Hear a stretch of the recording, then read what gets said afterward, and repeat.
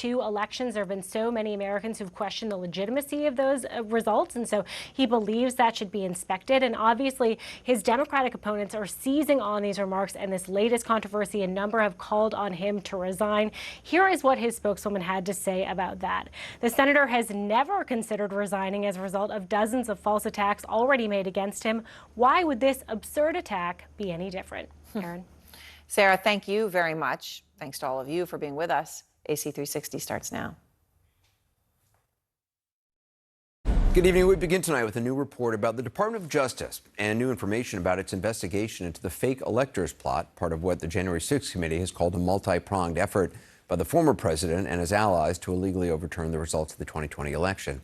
Specifically, subpoenas issued to people in multiple states who appear to have been involved in the plot. That includes the Georgia Republican Party chairman, who is said to have played a central role in organizing the slate of fake electors from his state and coordinated the effort with the former president's campaign. We'll have more on that in just a moment. The revelation comes the same day that the January 6th committee said it may delay further hearings after the one scheduled tomorrow. The reason, according to one of its members, Congressman Jamie Raskin, a deluge of new evidence, in his words. Now, he didn't elaborate, saying only that the new information goes beyond what we learned about yesterday, the existence of a documentary crew's interviews with the former president and his family recorded before and after January 6th.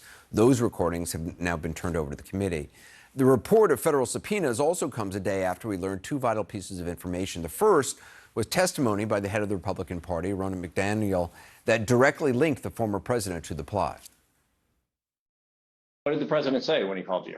Essentially, he turned the call over to Mr. Eastman, who then proceeded to talk about the importance of the RNC helping the campaign gather these contingent electors in case any of the legal challenges that were ongoing changed the result of any of the states.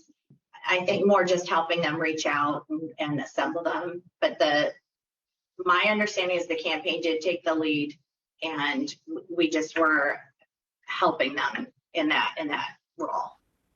So that was one new revelation. We also learned about other lawmakers' involvement in the scheme. Now, one of those was Senator Ron Johnson. He spent another day today trying to explain away his role, telling CNN today that, quote, this is a complete non-story, and that, quote, guys, this happened so fast, it's hard, this is 18 months ago, this just happened. Let's just be clear, though, about what he says just happened. The committee on Tuesday presented a text exchange between top aides for Senator Johnson and former Vice President Pence. It occurred, this text exchange, on January 6th. The timestamp on the text says 12:37 p.m. That's less than 30 minutes before the first barriers on Capitol Hill were breached. Now, the exchange reads as follows. Johnson's chief of staff says, Johnson needs to hand something to the vice president. Please advise. Then the vice president's aide responds, what is it? Then Johnson's chief of staff says, alternate slates of electors for Michigan and Wisconsin because archivists didn't receive them. Then Pence's staffer says, do not give that to him. Now, those texts show Johnson's top aide, his chief of staff, trying to pass slates of phony electors to the vice president of the United States moments before, on the very day he was to do his constitutional duty, certify the real electors, which would indicate to any reasonable person that Senator Johnson and his top aide were aware of this phony elector plot and actively trying to subvert the completely valid results of the 2020 election. It's not like Senator Johnson's top aide would just randomly pick up an envelope sent to their office and without reading it, try to hand it over to the Vice President of the United States at a pivotal moment in American history, right? I mean, no person would be so foolish as to suggest that. But let's play the tape of Senator Johnson's explanation yesterday to several reporters, including CNN's Manu Raju. Why was he even asking for that? Because somebody delivered this to our office and asked to deliver that to the vice president. Did you support his efforts to try to get those slates to the vice president? No, I had no knowledge of this. Who's the person that delivered? I had no involvement in an ultimate slate of electors. I had no idea this thing would be delivered to us. Got delivered staff to staff. My chief of staff did the right thing, contacted the vice president's staff. They said didn't want it, so we didn't deliver it. Who's the person? Again, that's the end of the story. Who's the person that delivered it to your office? I have no idea. Okay, that is so not the end of the story. I mean, to hear Senator Johnson tell it, somebody, and he says he doesn't know who, delivered this phony slate of electors to his office.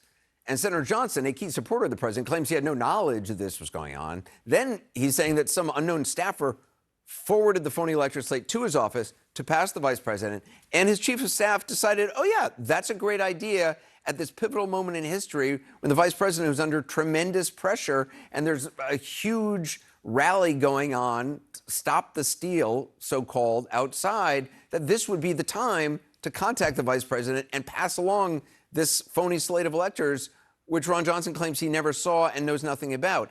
And not only did Johnson deny any knowledge of it, but he also says his chief of staff, quote, did the right thing. Now, by the way, just as an aside, if you don't know how Washington Senate offices work, you don't want to throw your chief of staff under the bus because they pretty much know where all the bodies are buried, you know, not literally speaking. So Johnson is praising his top staffer for allegedly attempting to pass along a slate of phony electors, sight unseen, to the vice president just before this important moment in history. And as you mull over how likely that is, take a look at the senator's exchange with a different reporter yesterday. Senator Johnson, how much did you know about what your chief of staff was doing with the alternate slates of electors? No, you're not. I can see your phone.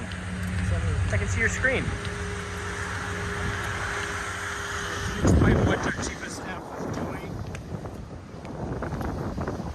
Does your chief of staff still work for you, Senator? Can you explain what happened there? Why was your chief of staff even offering this to the vice president? As a complete non-story, we've issued a statement, and this is a non-story. It's classic. I mean, really, yeah, I can't hear you. I'm a very important meeting.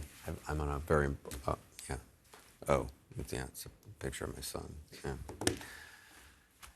When he's caught, he just gives up. He does the fake, you know, let me put down that non-existent phone call.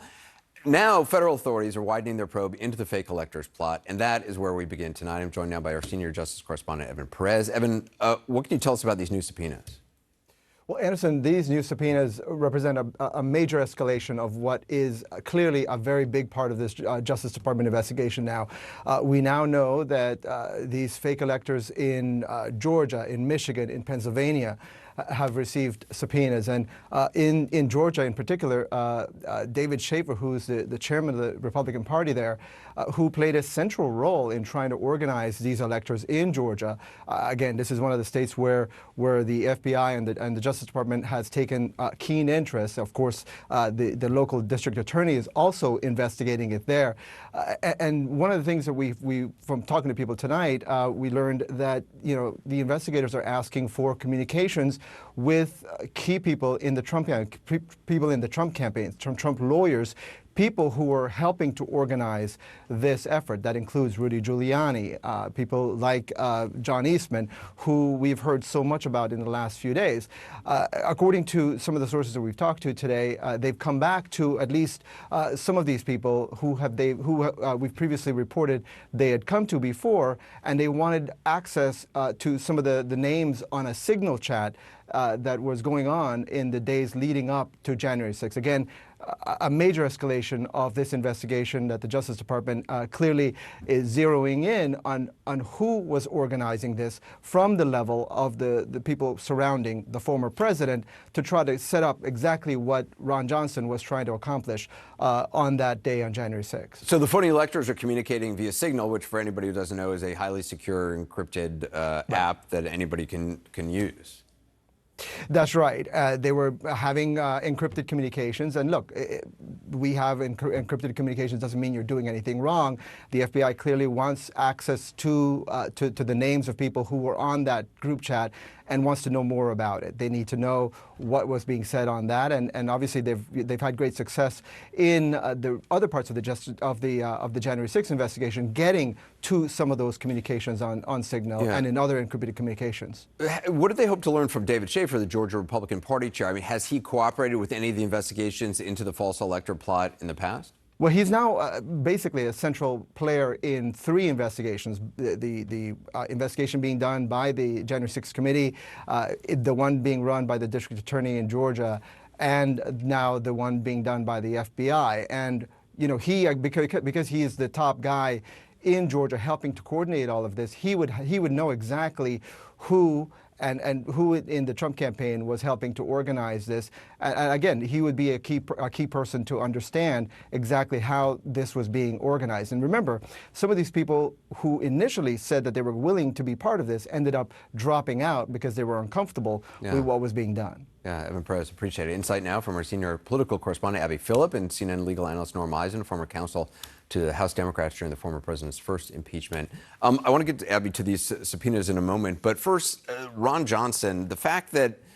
Johnson was not too long ago the chairman of the Senate Homeland Security Committee is really extraordinary to me. I mean, how one goes from that to, having your staffer try to pass this along to the vice president. I think over the last few years, Ron Johnson has also been one of the biggest purveyors of misinformation and lies around the election, but around a lot of other things, including COVID-19. So this is part of a kind of overall picture of someone who in the highest levels of government in the United States Senate is committed to things that are verifiably untrue. Is this just to stay in power? I mean, is this where he's just taking cues from he thinks what his voters want to hear? There are some questions about how much people believe this stuff, how much they're doing it for power, but he's up for re-election coming up and is actually going to face a real significant challenge. So there are some questions about whether his voters even want him to take some of these stances.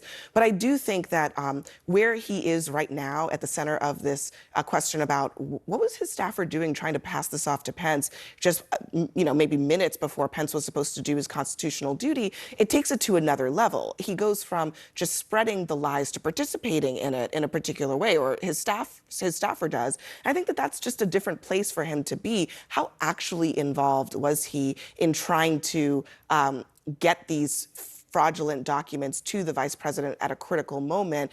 And does that level of involvement really cross the line, whether politically or legally? I think that's a really big question, especially for someone like Johnson, who is facing, I think there's going to be a huge amount of Democratic attention trying to get him out of office, and bringing this to voters and saying it's not just the lies, there were actions behind it too. I think it could pose a problem for him. He should also know that there are privacy screens you can put on your phone, which actually make it difficult for reporters to see if you are. That's a time-honored trick, but it's when we can see. I'm not saying I haven't done it in an airport every now and then, being like, oh, I'm sorry, When we can see the phone, it doesn't work. Yeah, it doesn't work. You need a privacy screen. Norm Eisen, could Senator Johnson face legal trouble here, or his chief of staff? Anderson, it will depend on what more there is to the story. His assertion at another point, he said some staff intern passed this along. I've worked up there, including during the impeachment, and documents don't go directly from some unnamed staff intern to a United States senator to the hands of the vice president in one of the most consequential and contested moments in American politics. The story just doesn't make sense. You'd have to show a high degree of engagement, but others are in that kind of legal jeopardy. That includes the individuals who've received subpoenas. And Anderson, we heard that very powerful testimony, you played it, from Ronna Romney McDaniel, the head of the RNC, saying that Donald Trump himself was pushing these phony electoral slates. And others, Rusty Bowers also testified about Trump's involvement. So I think Donald Trump has got to be feeling a little bit uncomfortable as this evidence continues to come out. And Norm, you heard the reporting about the Justice Department's investigation into fake electors. Why isn't the January 6th committee just sharing all their information now with the Department of Justice? I know Benny Thompson said the other day they aren't going to delay their work to explain things to the DOJ, but why would they have to delay their work? Can't they just email over the transcripts of the witness testimony, or have someone in Ron Johnson's office bring it over? Anderson, it's never easy. We call it the accommodation process. I was involved in these conversations between the branches, Congress and the executive branch, and there's always a back and forth. I think on the committee's part, their view is they're extremely busy in processing the evidence. And they want to share, but they want to do it on their own pace. There's probably a little bit of a feeling there You know, the DOJ did not charge Mark Meadows despite the criminal referral. They did not charge Dan Scavino. And so there's that element that comes in. But I'm confident that they will work it out. One of the criminal trials was continued to allow that process to work out. And it always somehow works out, Anderson. The same thing will happen here. All right. Abby, the committee said that they are delaying their next round of hearings. I mean, there's testimony tomorrow, and then they're delaying the next ones until July. They said there's this whole abundance of evidence to go through. Does that make sense to you? Yeah, I think it does. I mean, this is a dynamic process. As these hearings have been going on, you have people who are participating and cooperating with the committee, and those who weren't, who are watching it, who are seeing the evidence unfold, who are perhaps thinking about their own, self-interest and wondering maybe how much do I have to contribute to stay out of any kind of legal jeopardy. And so I think it is a dynamic process, and they are genuinely getting more things in as this is going along and as the politics of it is playing out before all of our eyes. Yeah. Abby Phillip, really appreciate it. Good to have you here in New York. Yeah, good to Thanks. see you. Norma Eisen, thanks so much. Appreciate it. Still to come, Gary Tuchman looks at what may be the most compelling testimony so far during these hearings. Wandrea Shea Moss, former election worker in Georgia, on the threat she received after becoming the center of election fraud conspiracies and direct attacks, racist attacks by the former president, Donald Trump. And later, we'll be joined by Democratic Senator Amy Klobuchar to discuss that draft agreement by a bipartisan group in the Senate to reduce gun violence. A lot of questions. Can the bill pass? Can money for red flag laws and other items in the bill help curb mass shootings in America? More ahead.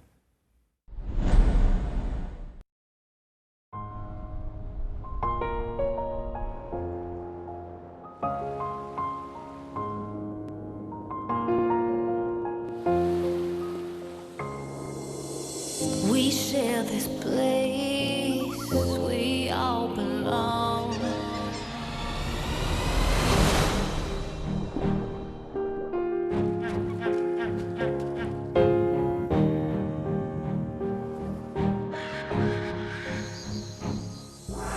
We have to restore this planet's soul. Teach it something more than what we know.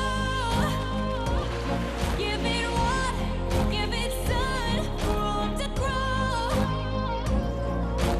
I can see a better tomorrow. I can see a better tomorrow.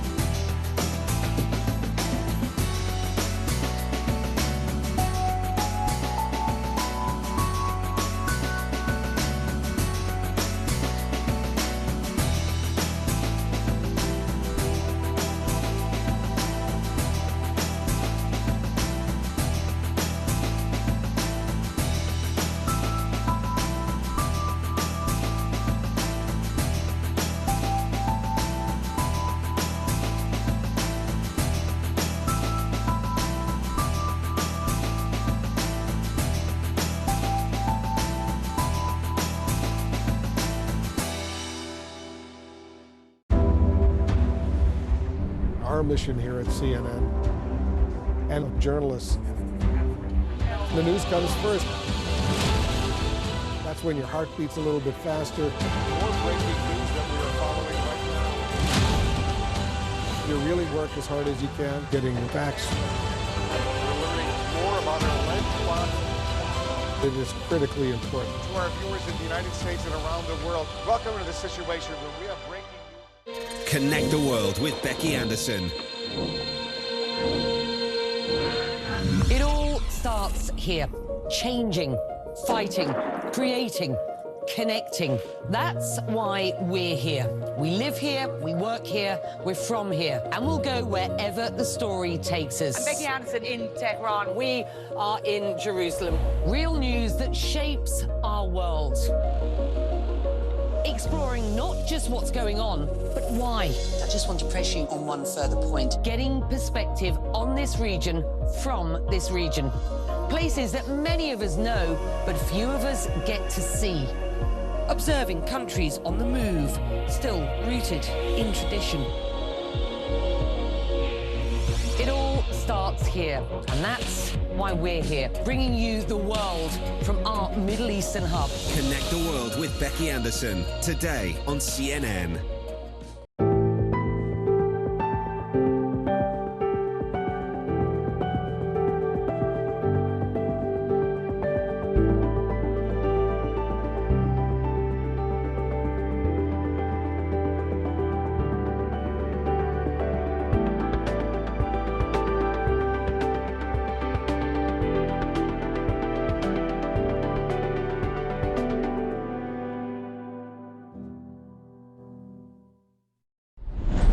The January 6 hearings have featured videos of protests and threats to election officials and testimony of key witnesses giving us insight into the events that led up to the day of the attack. But the question is, are the hearings having an impact with voters? In new polling from Quinnipiac University, 26% said they are very closely watching developments. 32% said somewhat closely, 17% said not so closely, and 24% said not closely at all. There's also, as you'd probably guess, a big partisan split among those who say they've learned new information from the hearings. 64% of Democrats say they have, 34% of independents, only 14% of Republicans. Our Jeff Zeleny spoke to voters from across the political divide in Georgia, which narrowly went for President Biden, to see what they have taken away from the hearings so far. History repeats itself, and so I do think we need to have history record what happens to prevent this from happening again. Frank Richards has been closely watching the congressional hearings investigating the January 6th attack, hoping all Americans, not just Democrats like himself, are paying at least some attention. From the hearings, and I'm not a big Mike Pence fan, I really respect what Mike Pence did. I think we all need to be patriots and respect the Constitution, which we're sworn to defend. Richards is among the millions who have tuned into the 4 televised hearings this month, which have shined an unsparing light on Donald Trump's attempts to overturn the 2020 election, here in Georgia and beyond. Yet despite new details of the lengths Trump and his allies tried to cling to power, Mr. Trump was told by his own advisors that he had no basis for his stolen election claims. Yet he continued to pressure state officials to change the election results. the hearings have elicited disinterest and disdain among many in the Republican-leaning suburbs of Atlanta. I really think they're just after Trump. They're not after the truth. It's one-sided, and I choose not to watch it. Is there anything that could come out in the hearing that would change your mind about things? All I know is I'm not going to watch the rest of it. You know, I have other things to do with my time. Well, I'm not a crook. A half-century after the Watergate hearings captivated the country and led to Richard Nixon's resignation, the findings of the House Select Committee, so far at least, are largely seen through the same partisan lens that deeply divides an exhausted nation. Yet there is nuance, as we found talking to Richard Bianco, who voted for Trump the first time, but not his re-election. You know, I'm a Republican, and a lot of people need to be held accountable, but we're not getting anywhere. Is Trump one of those people that needs to be held accountable, do you think? If we could get the information out, yes. Franzetta Ivy said she has prayed for people to watch with an open mind. I pray that they will actually tune in and watch this so they can see for themselves. You know, you don't just go by what somebody says. You should investigate it and search it out to see for yourself, hear it for yourself, get a better understanding for yourself so you can make an informed decision. The hearing has shined an even brighter light on Trump's meddling in Georgia. I just want to find 11,780 votes. Which voters in both parties told us crossed a line. I need so many votes. And that's so ridiculous. It's almost like Trump. First of all, you really think that's like gangster? Harvey and Patricia Newman, both Democrats, have watched every moment of the proceedings. This is an attack on our democracy.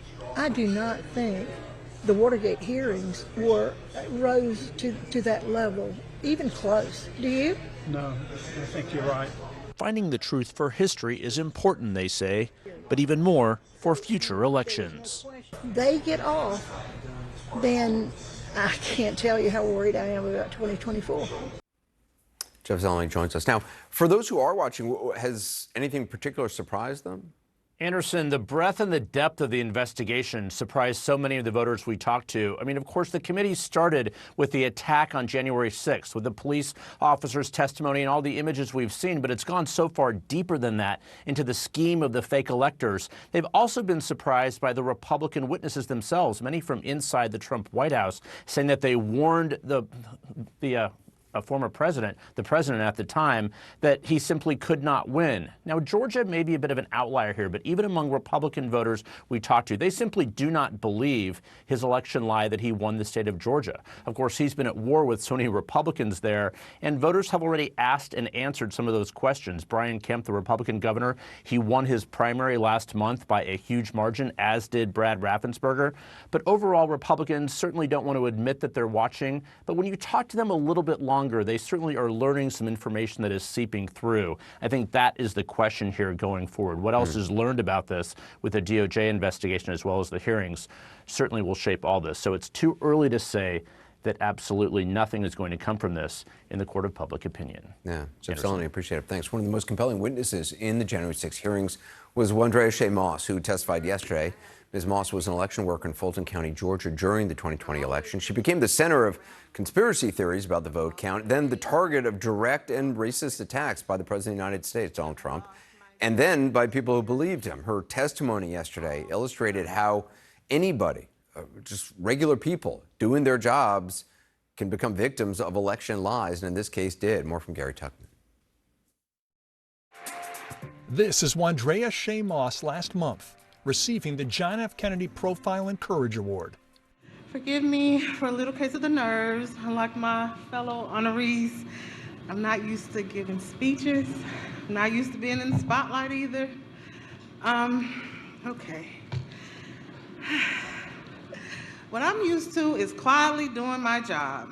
And that's exactly why she was being honored, for quietly doing her job as an election worker in Fulton County, Georgia. She handled voter applications, absentee ballot requests, and helped process votes. It's a job she started in 2017 and held until just after the presidential election in 2020. It all changed for me overnight.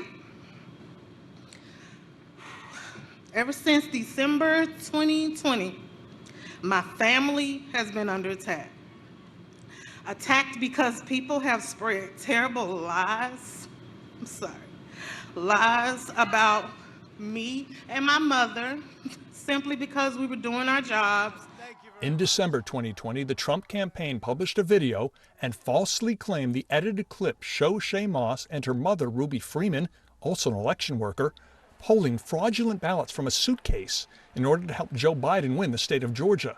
The claim was immediately debunked by election officials in Georgia, but the damage was done.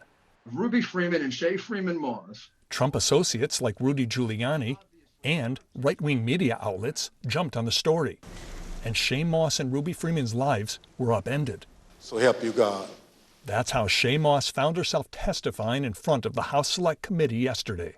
Now, people are lying and spreading rumors and lies and attacking my mom. I'm her only child. Going to my grandmother's house. I'm her only grandchild. And my kid. It's just, I felt so bad. With her mother sitting behind her, Shea Moss told the committee about the harassment they faced after the release of the video.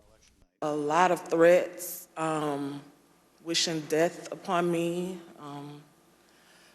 telling me that, you know, I'll be in jail with my mother, and saying things like, be glad it's 2020 and not 1920. Ruby Freeman, who has the nickname Lady Ruby, gave this video deposition to the committee. There is nowhere I feel safe. Nowhere. Do you know how it feels to have the President of the United States to target you? Because of all the threats, both Shea Moss and Ruby Freeman have left their jobs as election workers. But Shea Moss has used this ugly episode as an opportunity to highlight the job she used to love. But I want to give a special thank you to all the anonymous election workers out there, the ones that are doing the heavy lifting our democracy depends on, far from the spotlights. Gary Tuckman, CNN, New York.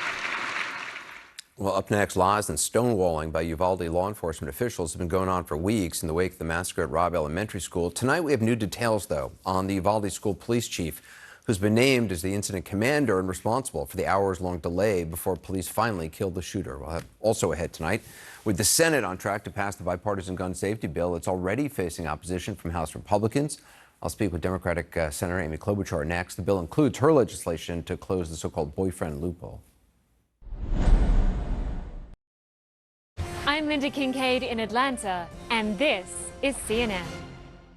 On Mission Ahead, a new spin on launching spacecraft into orbit. As a species, I think we just always look up and we say, well, that's the next frontier. Then, could this new zero-emission boat be the Tesla of the sea? Plus, preparing for the future, are cities that float the answer? On water, buildings don't have to be static. Meet the entrepreneurs and inventors who are taking mobility to the next level. Mission Ahead, Saturday on CNN, in association with Fujifilm.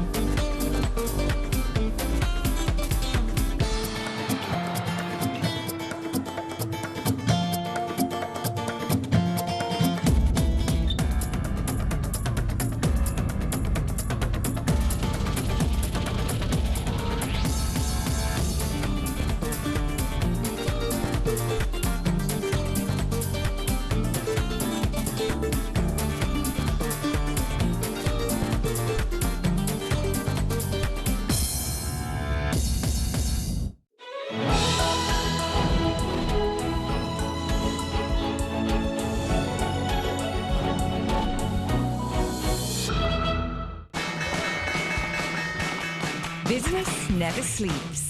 As the sun sets in Seoul and Shanghai, deals are signed in Dubai, and Europe is already in play. New York prepares to make its first move. I'm Julia Chatterley, journalist, global market analyst, and host of CNN's First Move. Join me in the financial capital of the world for market-moving perspective on the news influencing global politics, culture, and finance. I'll speak to newsmakers, risk takers, and the ultimate game changers. Bold moves, big deals, winning trades. It's all right here. Make CNN your first move. First Move with Julia Chatterley. Today on CNN.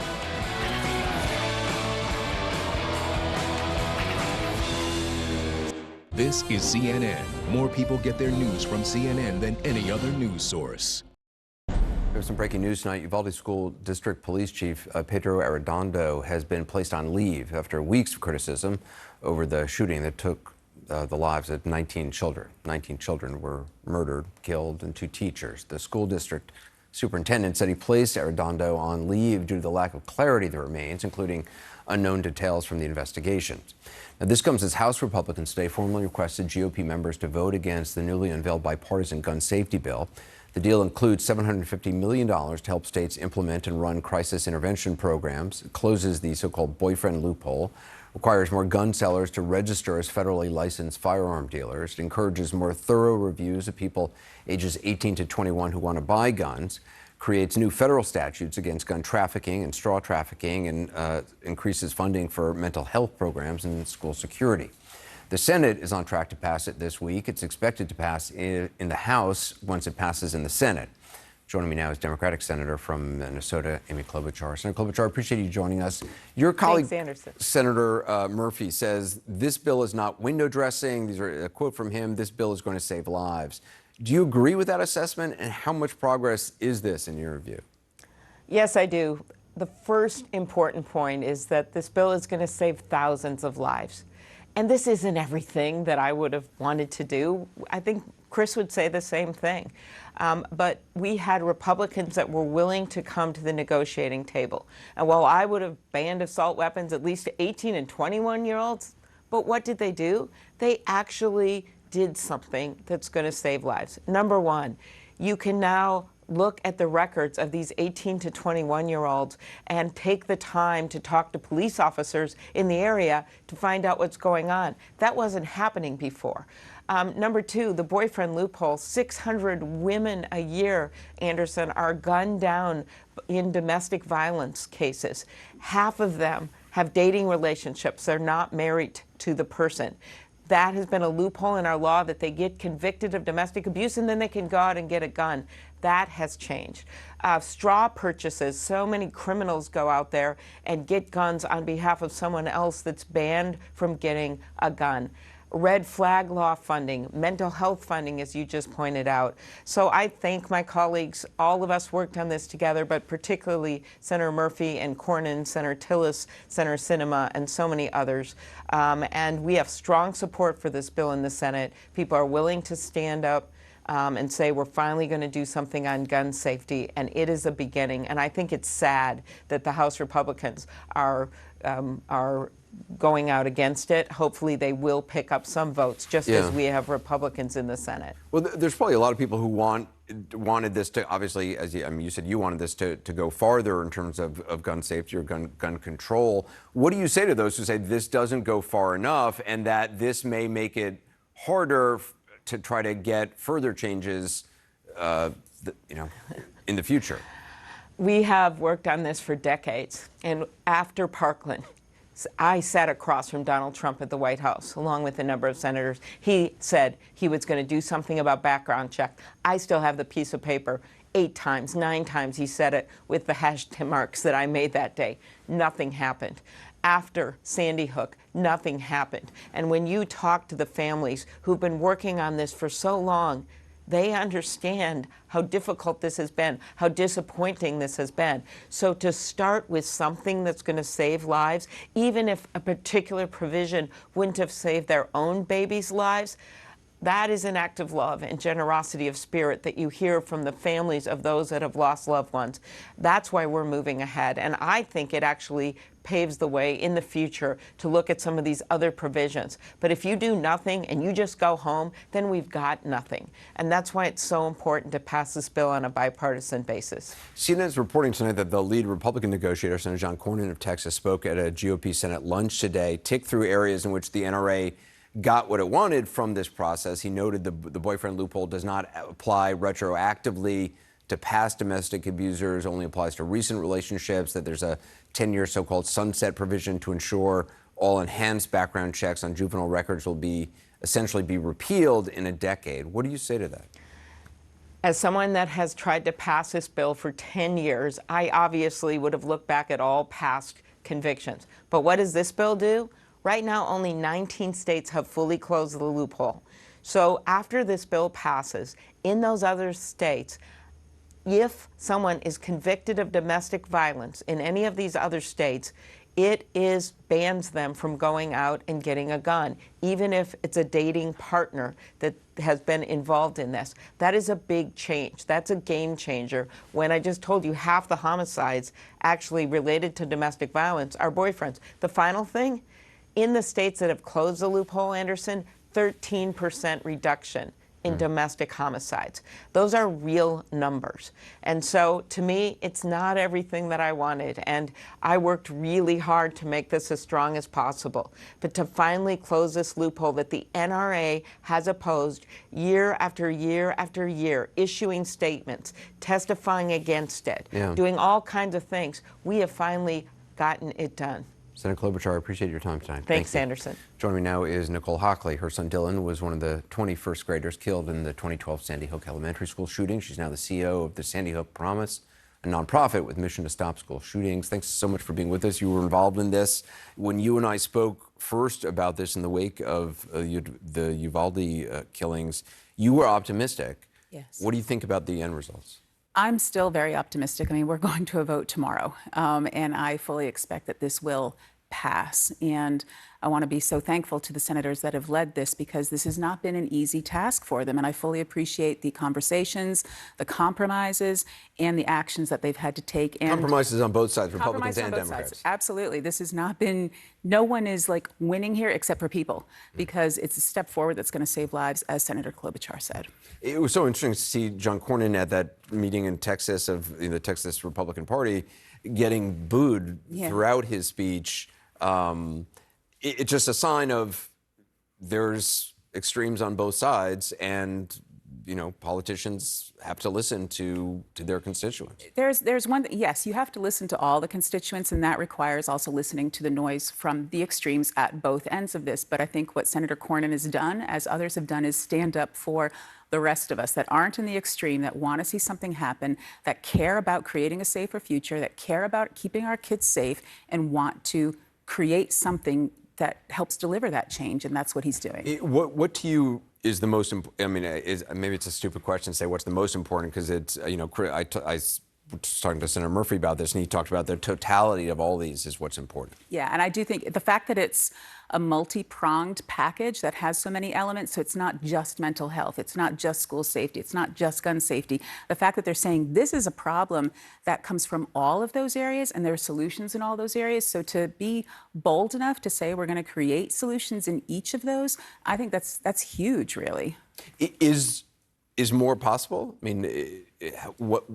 More is always possible. This is a step forward, and I think it's going to be interesting for some politicians who have been afraid to touch this issue to realize that they can vote yes on this, do something right for their constituents, and still retain their political careers. I think that's going to send a positive message that then means we can look at other causes of gun violence and other areas that we still need to strengthen. These are not perfect solutions. There's steps forward. There's more steps to take. And there will always be that compromise element required. Nicole Hockley, thank you so much. Thank you. Appreciate you being there. Coming up, why Eric Greitens, the controversial former governor of Missouri, is now running for U.S. Senate, is accused of promoting political violence with this new campaign ad. We'll be right back.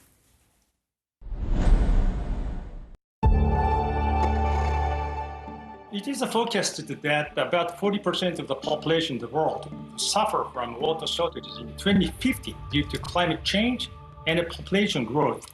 And water is one of nature's greatest gift. So we decided to upgrade our water intensity by 50% and replenish more water than we use in our own plants globally by 2050.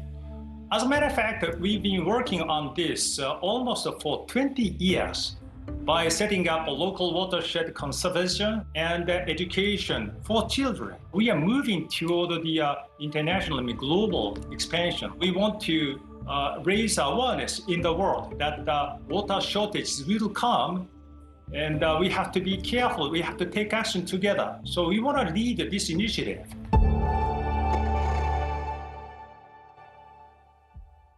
I'm Salma Abdulaziz in Kyiv, and this is CNN.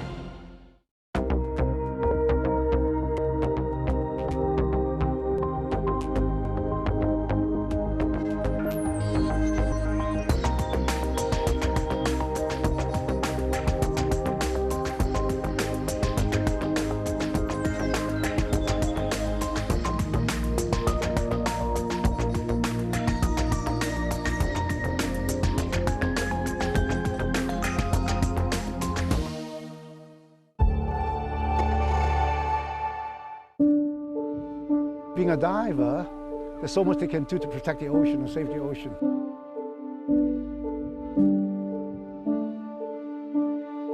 If you look at the ocean out there, okay, there's some net that's drifting in the water. Could be much bigger than the size of any boat out there, okay? So imagine a net being drifting, okay? It can drift from days, months, years, until they get removed.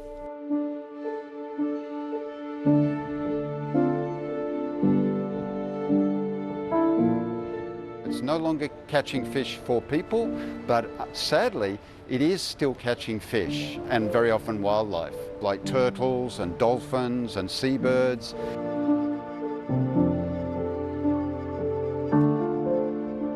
couple of times I almost got killed, being tangled. Got it! You found it? No, I'm holding it. I'm holding it. It's heavy.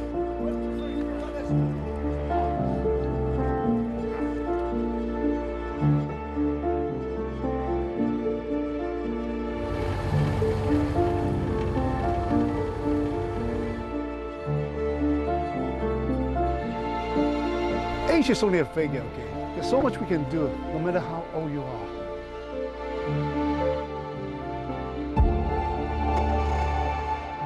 What in the world is going on in Texas right now? A ruby red state gets redder. Money is what's pushing Texas to the far right. Why? Is this about being conservative or is it about control? CNN investigates deep in the pockets of Texas. Saturday on CNN. Sunday on CNN. In a year full of challenges, let's salute those going the extra mile, using their platforms for good. CNN Heroes Salutes, hosted by Aaron Burnett. Sunday.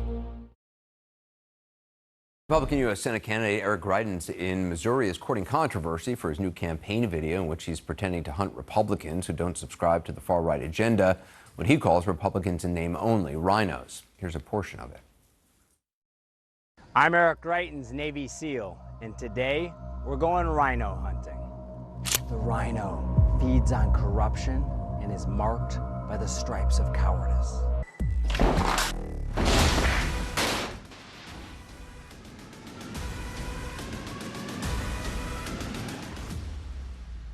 Join the MAGA. This is far from the first time that Mr. Greitens has garnered negative headlines. As the disgraced former governor of his state, it marks his quest for a political comeback. Salman Sarfati has more. No matter what they throw at me. Former Governor Eric Greitens is no stranger to controversy, with a long line of scandals surrounding him. I am announcing that I will resign as governor of Missouri. In 2018, he resigned from office in disgrace. The last few months have been incredibly difficult. After allegations from his former hairdresser that Greitens tied her up, coerced her into oral sex, and threatened to blackmail her with partially nude photos of her to cover up their affair they had in 2015. He used some sort of tape, I don't know what it was, and taped my hands to these rings and then put a blindfold on me. And he stepped back and I saw a flash through the blindfold. He said, "You're never going to mention my name, otherwise there's pictures of me everywhere." The then governor admitted to the affair, calling it a deeply personal mistake, but denied the blackmail accusation. We have to hold leaders responsible. Greitens faced calls for impeachment from the GOP-controlled state legislator and a criminal charge for felony invasion of privacy. Criminal charges have since been dropped, and an FBI agent investigating the Republican was later indicted for lying in a deposition about his interview with Greitens' accuser. This is a great victory, and it has been a long time coming. In addition, that same year, he was separately charged with another felony for tampering with computer data, for allegedly misusing a veterans charity donor list to raise funds for his gubernatorial campaign, a charge the former governor also denies and was ultimately dismissed. A Missouri ethics board also found no evidence of wrongdoing, though his campaign agreed to amend its report and pay roughly $178,000 in fees to the commission. In 2020, Greitens and his wife announced they would divorce, but his legal woes continued. His ex-wife in an ongoing custody battle alleging abuse, claiming in court documents that Greitens struck her and their children, including leaving one son with a swollen face, bleeding gums, and loose tooth. Greitens has denied these accusations as well. Are you guys ready to take back our state? Greitens was once seen as a rising star within the Republican Party, a Rhodes Scholar, former Navy SEAL, war veteran, and Purple Heart recipient. I am running for the United States Senate. And is now staking his political future on winning Missouri's open Senate race, as some Republicans voice concern his nomination could put the seat in a red-leaning state in jeopardy. Thank you, guys. Greitens seems to be pulling out all the stops to gain an endorsement from former President Trump, traveling to Mar-a-Lago, meeting with Trump as well as Donald Trump Jr., hiring former Trump campaign staff including Kimberly Guilfoyle, and aligning himself with the former president's false claims that the election was stolen. He said the election was stolen. I'm wondering if you agree with him. The election I do agree with the president. Yes, I do. And the former president has not yet made an endorsement in this race, and there is certainly a very large field of Republican candidates here, most of whom are vying very hard for the former president's endorsement. Keep in mind, this is a state that the President Trump won by more than 15 percentage points in 2020. And separately, there is also another effort from a super PAC that's led by former Republican Senator John Danforth. They are looking to funnel potentially millions and millions of dollars into potentially putting forward an independent candidate in this race. Anderson. Sullivan Serfati, appreciate it. Thank you. Coming up, you might remember this video from around the start of Russia's war against Ukraine. An elderly woman in St. Petersburg protesting her country's actions. The story of what has happened to her is next. I'm Blake Essig in Tokyo, and this is CNN.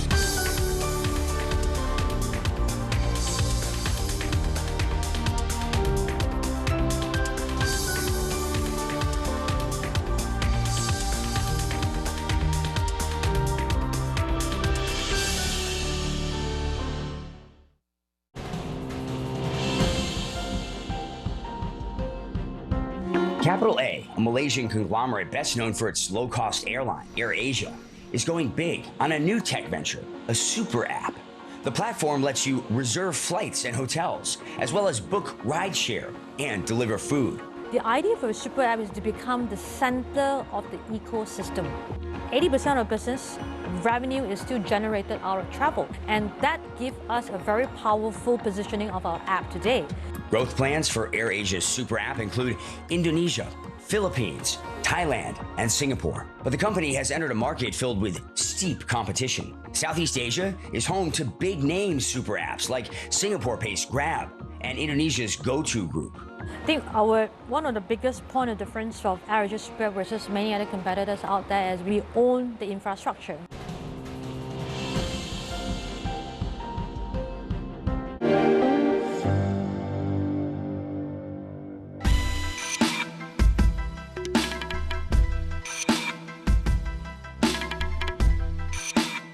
My name's Pippa Bailey. I work for Ipsos and I'm head of our climate change and sustainability practice.